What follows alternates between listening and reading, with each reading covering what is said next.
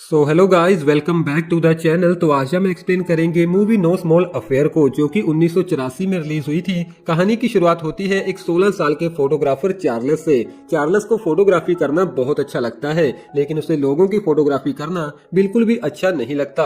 अब एक ship site पर फोटो शूट करते समय एक लड़का और एक लड़की चार्ल्स के कैमरा फ्रेम के बीच आ जाते हैं। तो चार्ल्स उस लड़की को वहां से जाने के लिए बोलता है।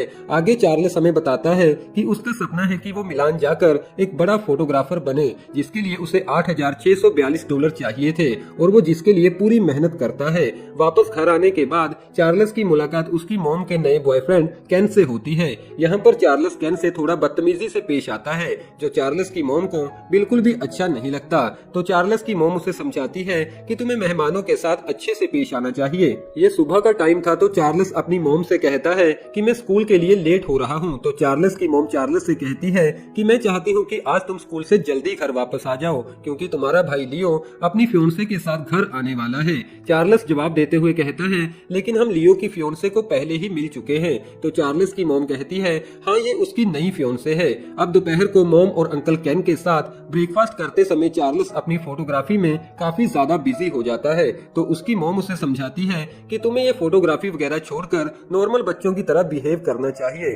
अब इसके दौरान चार्ल्स को अपनी फोटोज में एक सुंदर लड़की की फोटो मिलती है, जिसकी तरफ चार्ल्स काफी ज्यादा अट्रैक्ट हो जाता है और वो उन फोटोज को लेकर उस लड़की को पूरे शहर में ढूंढने लगता है। काफी समय बीत जाने के बाद चार्ल्स की मुलाकात अपने भाई लियो और उसकी फियोन्से सूजन से होती है, जिसके बाद वो तीनों वापस घर आ जाते हैं और अपनी मॉम को एक सरप्राइज देते हैं। अब घर में लियो की शादी की प्लानिंग शुरू हो जाती है, मगर चार्ल्स अभी भी उस लड़की को ढूंढने में काफी बिजी था। अब रात को लियो और सूजन चार्ल्स को लेकर एक क्लब में चले जाते हैं और एक फेक आइडेंटिटी के साथ चार्ल्स की उस क्लब में एंट्री भी करवाते हैं। यहाँ पर चार्ल्स को फाइनली वो फोटो वाली लड़की मिल ही जाती है। उस लड़की का नाम लोरा है और वो इस क्लब के बैंड की लीड सिंगर है। चार्ल्स लोरा के करीब जाकर उसकी पिक्चर्स क्लिक करने लगता है, जिससे वहाँ पर एक हंगामा खड़ा हो जाता है और थोड़े टाइम बाद वहाँ पर पुलिस आकर चार्ल्स, लियो और सूजन को अपने साथ लेकर चली जाती है।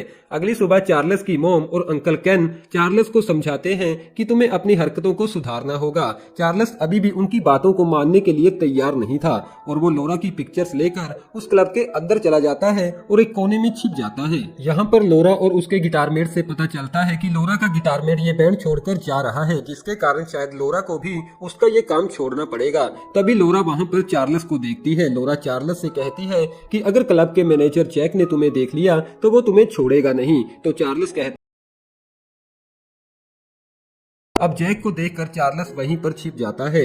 लोरा जैक को समझाती है कि मैं हमारे बैंड के लिए एक नया गिटारमेट ढूंढ लूंगी। दरअसल जैक अपने क्लब के लिए एक नया बैंड लाना चाहता था, क्योंकि उसे लगता है कि एक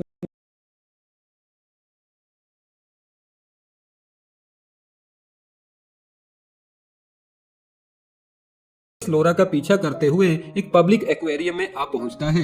लोरा चार्ल्स से पूछती है कि तुम मेरा पीछा क्यों कर रहे हो। तो चार्ल्स लोरा को उसकी फोटोज दिखाते हुए उसे कहता है कि मैं तुम्हारा एक अच्छा सा फोटो शूट करना चाहता हूँ। इन फोटोज से हमें पता चलता है कि लोरा वही लड़की है जो शिप साइट पर चार्ल्स के फ्रेम में आ गई थी। यहाँ पर लोरा सैड होते हुए चार्ल्स से कहती है कि मेरी जॉब तो पहले से ही खतरे में है, तो अच्छा होगा तुम मुझे अकेला छोड़ दो। जिसके बाद लोरा वहाँ से चली जाती है। अब रात को लियो चार्ल्स को लेकर अपने दोस्तों के पास एक स्टैग पार्टी में चला जाता है। यहाँ पर लियो के दोस्त लियो को एक स्टेफनी नाम की बैड गर्ल गिफ्ट करते हैं, लेकिन लियो अपने दोस्तों से कहता है कि ये एक 1 रूम अपार्टमेंट है, तो मैं तुम लोगों के सामने ऐसा कैसे कर सकता हूँ। लेकिन चार्ल्स के पास एक आइडिया था, तो वो उन सब लोगों को लेकर जैक के क्लब में चला जाता है और वहाँ पर जैक से कहता है कि हम लोग यहाँ पर बस लोरा के लिए आए हैं। लोरा का शो उन लोगों को काफी पसंद आता है। अब रात को घर वापस आने के बाद लियो स्टेफनी को लेकर चार्ल्स के कमरे में आ जाता है और उसे कहता है कि स्टेफनी को तुम काफी ज्यादा पसंद आ चुके हो। जिसके बाद वो वहाँ से चला जाता है। स्टेफनी यहाँ पर चार्ल्स के करीब आने की कोशिश करती है, लेकिन चार्ल्स काफी नर्वस फील करने लगता है, क्योंकि उसने पहले कभी ऐसा कुछ नहीं किया था। मगर तभी कमरे में चार्ल्स की मॉम आ जाती है, जिससे चार्ल्स की प्रॉब्लम और ज्यादा बढ़ जाती है। अगली सुबह स्कूल के बाहर लोरा चार्ल्स से मिलने आती है और उसे कहती है कि मैं तुम्हारे इस फोटोशूट के लिए तैयार हूँ। चार्ल्स को अपना नंबर और एड्रेस बताने के बाद लोरा वहाँ से चली जाती है। अब दोपहर को चार्ल्स जैसे ही लोरा के पास पहुंचता है तो उसे पता चलता है कि जैक ने क्लब के लिए एक नया बैंड ढूंढ लिया है। इसके बावजूद भी लोरा चार्ल्स के साथ फोटोशूट करने के लिए चली जाती है। फोटोशूट के दौरान वो दोनों एक दूसरे की कंपनी को काफी ज्यादा एंजॉय करते हैं। शाम होने के बाद भूख लगने पर वो दोनों एक अननोन वेडिंग पर चले जाते हैं, लेकिन यहाँ पर पकड़े जाने के बाद लोरा की सिंगिंग उन दोनों को बचा लेती है। वापस अपनी प्लेस पर आने के बाद लोरा को उसके गिटारमेट का मैसेज मिलता है। अब लोरा अपने बैंड को लेकर फिर से सैड हो जाती है। चार्ल्स लोरा को कंफर्ट देने की कोशिश करता है, लेकिन लोरा चार्ल्स को वहां से भगा देती है। जिसके बाद चार्ल्स को एक आइडिया आता है। अब वो शहर की 140 टैक्सी के ऊपर लोरा की एड कैंपेन रन करता है, जिसके लिए टैक्सी कंपनी को वो पूरे $6000 पे करता है। उन टैक्सी के ऊपर लोरा का नंबर भी लिखा हुआ था। जिसके बाद लोरा को अगली सुबह बहुत सारे फोन कॉल्स आते हैं। लोरा इस बात से परेशान होकर चार्ल्स के स्कूल चली जाती है और चार्ल्स से कहती है कि तुम मेरे साथ ऐसा कैसे कर सकते हो। सभी लोगों को लग रहा है कि शायद मैं एक बुरी लड़की हूँ। तो चार्ल्स उसे कहता है कि मैंने ऐसा इसलिए किया था ताकि तुम्हें जॉब ऑफर्स मिल सके। जिसके बाद लोरा गुस्सा होते हुए उस टैक्सी कैब कंपनी के मालिक के पास चली जाती है और उसे कहती है कि मैं चाहती हूँ कि तुम पूरी 140 टैक्सी के ऊपर से मेरी फोटो को हटाओ। तो मैनेजर कहता है 140 नहीं बल्कि 175, क्योंकि वो लड़का मुझे काफी अच्छा लगा और वैसे भी उस लड़के ने मुझे $6000 पे किए थे। ये सुनने के बाद लोरा को चार्ल्स के लिए काफी बुरा फील होता है, क्योंकि उसने अपनी सारी सेविंग्स को खराब कर दिया था।